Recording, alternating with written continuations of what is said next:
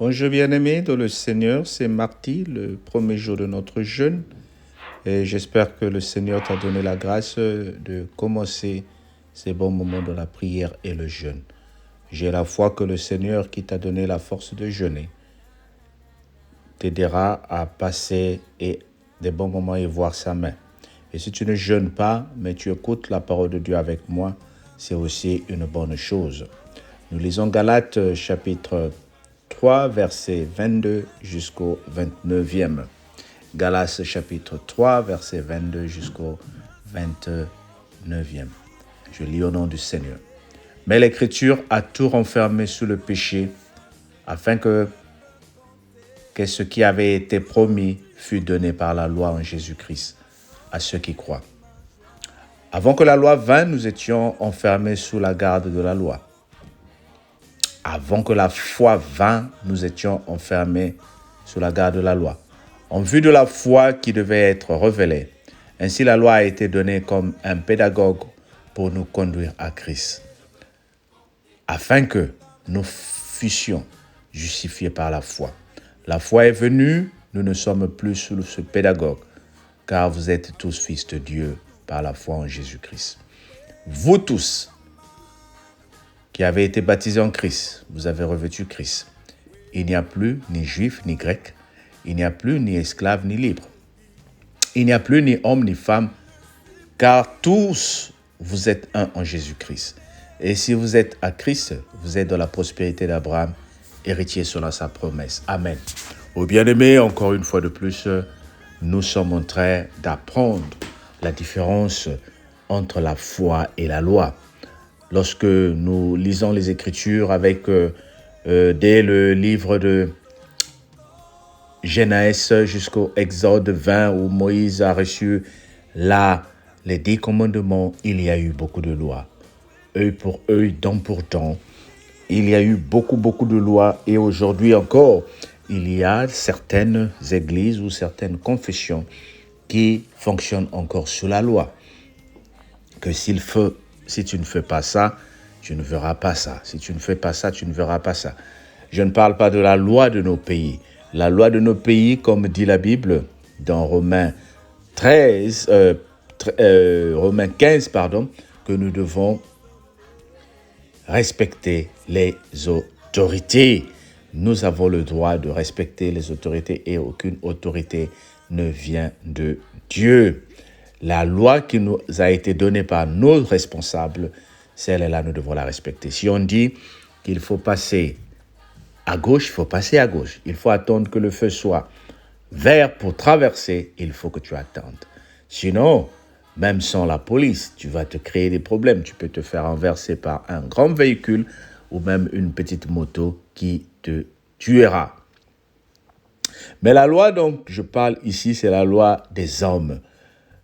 Et j'aimerais m'atteler ou j'aimerais passer beaucoup de temps sur la loi, surtout la loi traditionnelle. Dans chaque famille, nous avons reçu des lois, surtout nous les Africains. Et je suis sûr qu'il y a des Européens aussi qui me suivent. Mais beaucoup plus les Africains. Nous sommes limités par beaucoup de lois. Il y a des villages où il y a des coutumes où les femmes n'ont pas le droit de parler.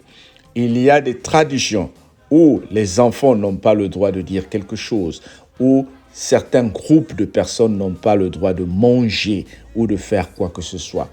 Il y a des églises aujourd'hui qui continuent à utiliser certaines lois pour dire que si vous faites ça, vous serez condamné et que vous devez faire comme ça.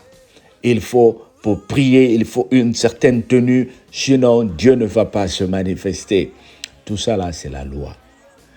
Le Seigneur est en train de nous dire ici, nous avons été justifiés en Jésus-Christ. Et parce que nous sommes justifiés en Jésus-Christ, il n'y a ni homme ni femme. Waouh! Mais c'est la même Bible qui nous dit que les femmes ne doivent pas parler dans les églises. Alors, mais si nous sommes justifiés, s'il n'y a plus de femmes, s'il n'y a plus des hommes, c'est que la personne qui parle à l'église n'est pas considérée comme un homme, n'est pas considérée comme une femme, mais elle est considérée comme représentative de Dieu, un instrument que le Seigneur utilise pour passer son message. Tu vois, bien-aimé, je veux juste te dire, quand tu lis la Bible, quand tu lis les Écritures, voilà pourquoi dans les enseignements passés, j'ai dit, il faut toujours voir la Bible dans un contexte historique, géographique, philosophique et spirituel.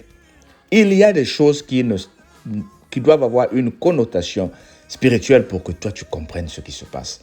La Bible ici est en train de dire, nous sommes devenus libres dans le Seigneur. C'est-à-dire, il n'y a plus de condamnation. Tu n'as pas besoin que quelqu'un verse de l'eau pour toi pour voir le miracle. Tu n'as pas besoin que quelqu'un monte sur tes épaules pour être délivré. Aujourd'hui, il y a beaucoup de chrétiens qui ont encore des cordes autour de leurs reins.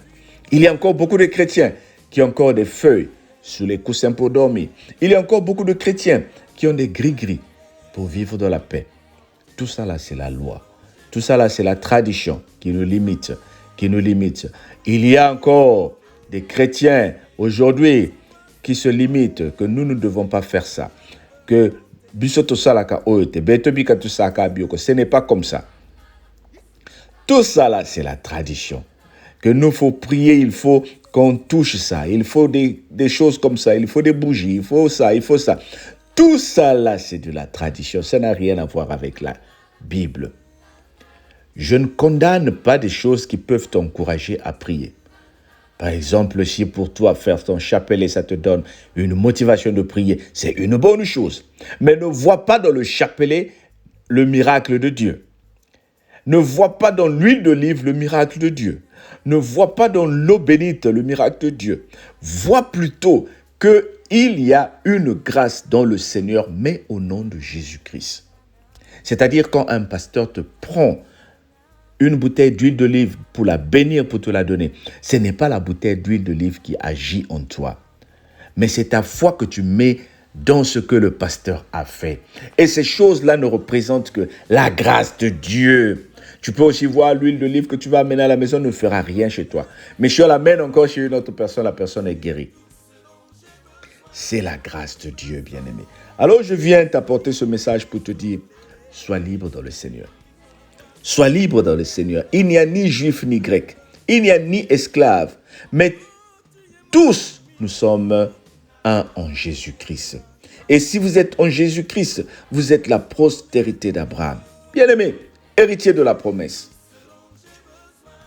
Dieu a dit à Abraham que je te bénirai, que je ferai de toi une grande nation. Nous sommes devenus par la foi les co-héritiers de Jésus-Christ. Nous devons vivre ce que le Seigneur a prévu pour nous. Nous devons vivre, Seigneur. Alors là, je parle encore comme le message que j'ai prêché hier. Toi, tu es libre dans le Seigneur.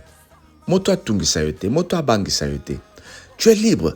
Si quelqu'un se lève contre toi, si quelque chose se lève contre toi, repousse et dis, moi j'ai une nouvelle vie. Bien-aimé, ce n'est pas ce que tu manges, ce n'est pas ce que tu bois qui fera de toi un chrétien qui va hériter du royaume de cieux. Mais c'est ce qui rentre, c'est ce qui sort de ta bouche. C'est ce qui sort de ta bouche. Quelles sont les paroles qui sortent de ta bouche? Comment tu confesses Jésus-Christ? Comment tu crois Jésus-Christ? Comment tu vis Jésus-Christ? Et combien de personnes amènes-tu vers le Seigneur? Que le Seigneur te bénisse au nom de Jésus. Amen.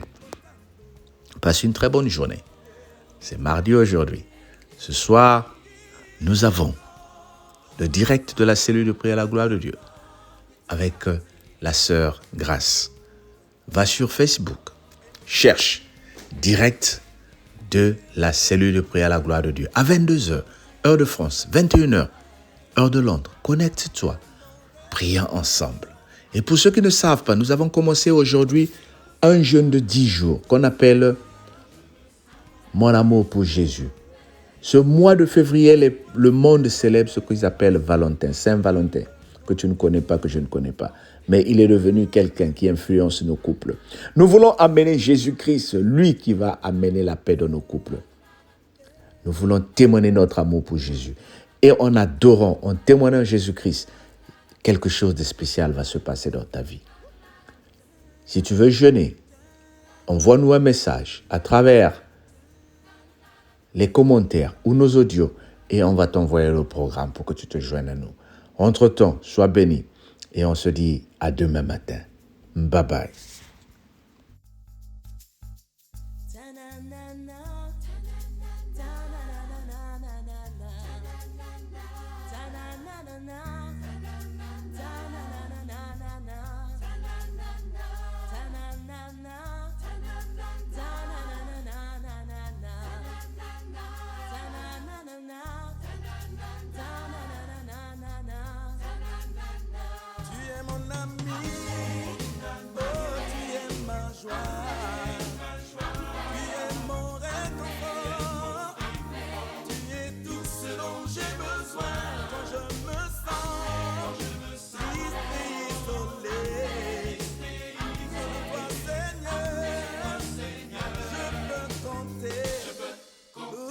Tu es mon ami, oh, tu es ma joie.